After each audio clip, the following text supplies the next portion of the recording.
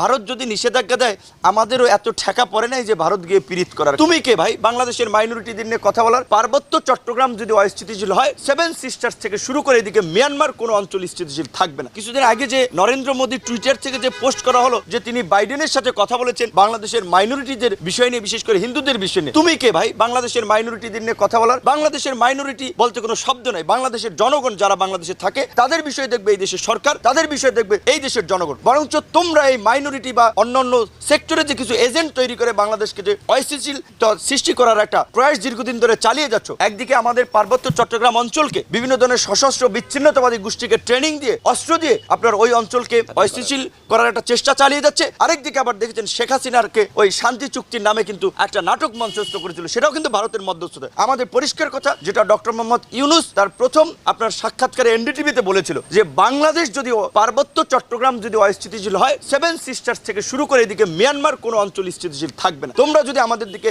ইট মারো, পাটকেলটিও তোমাদেরকে খেতে হবে। পরিষ্কার কথা, আমরা একটা সুসম্পর্ক চাই ভারতের সাথে, নেইবার হিসেবে একটা নেইবার আচরণ চাই, এবং সেই আচরণ হতে হবে সম্মানজনকভাবে। সেই দৃষ্টিভঙ্গি থাকতে হবে, জনগণের ন্যায্যতার চাওয়া পাওয়া থাকতে হবে, স্বার্থ সংশ্লিষ্ট বিষয় থাকতে হবে। সেটি যদি ভারত চায়, আমরা সম্পর্ককে এগিয়ে নেব এবং তার দৃষ্টান্ত ভারতকে দেখাতে হবে। আমি মনে করি এই যে নতুন সরকার গঠিত হয়েছে, এখন এই সরকারের প্রতিনিধিদের সাথে ভারতের প্রতিনিধিরা এসে ভিজিট করা দরকার। বিকজ এটা একটা বিপ্লবী সরকার, একটা আপনার গণঅভ্যুত্থানের মধ্যে দিয়ে এই সরকার গঠিত হয়েছে। কাজেই ভারতের পক্ষ থেকে যেই অ্যাপ্রোচ, পজিটিভ অ্যাপ্রোচ এখন পর্যন্ত কিন্তু আমরা সেটি দেখতে পাইনি। বরং তো দেখেছি শাহবাগে এই কিছু লোকজনকে নামিয়ে দিয়েছে ভারতীয় মিডিয়াগুলোতে, এখানে হিন্দুদের উপরে হামলা হচ্ছে, এই ধরনের অপপ্রচার প্রপাগান্ডা চালিয়েছে।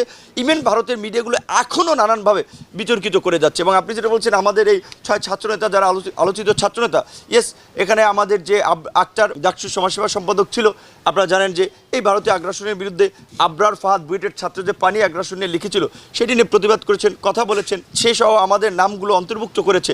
এটা হতে পারে কারণ আমার সাথে ছবি থাকার কারণে বা চলচ্চিত্র অভিনেত্রী বাঁধন যদি ভিসা না পায়, তাহলে তো আমাদেরকে নিষেধাজ্ঞা দেওয়াটা অস্বাভাবিক কিছু না। আর আমাদেরও পরিষ্কার কথা যে ভারত যদি নিষেধাজ্ঞা দেয় আমাদেরও এত ঠেকা পড়ে নাই যে ভারত গিয়ে পীড়িত করার। কাজে পীড়িত করার বহুত রাষ্ট্র আছে, বহুত দেশ আছে।